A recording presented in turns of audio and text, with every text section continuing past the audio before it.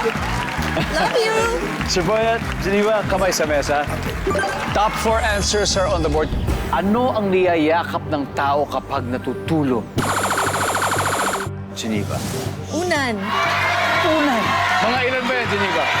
Isa lang. Tara, nandyan ba ang unan? Unan, ha? Geneva, pass or play? Final round. Ay, syempre, play. I love you pa. Let's go, Geneva. Tita Lynn, ano po kaya niyayakap ng tao kapag natutulog? Tao din, asawa ko. Siyempre. Yee!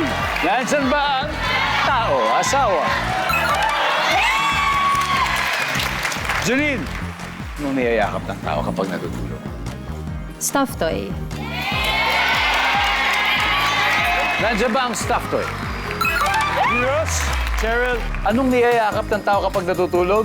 Kumot. Malamig yun. Pag malamig. Iyon, nandyan ba ang kumot? May chance pa. Dalawa pa. Sige. Anong niyayakap ng tao kapag natutulog, Janine? Pet. Ako, ganun ako din. Wow! Di ba like a pet dog? Nandyan po ba ang pet? Wala! Pwede pa. Usap-usap na po kayo. May chance pa, Tita Lynn. Ano ang niyayakap niyo pag natutulog? Anak.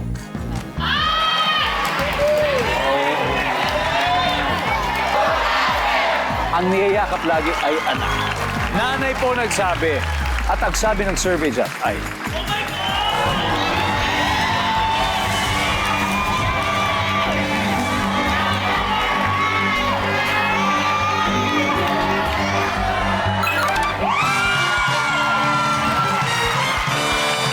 Alright.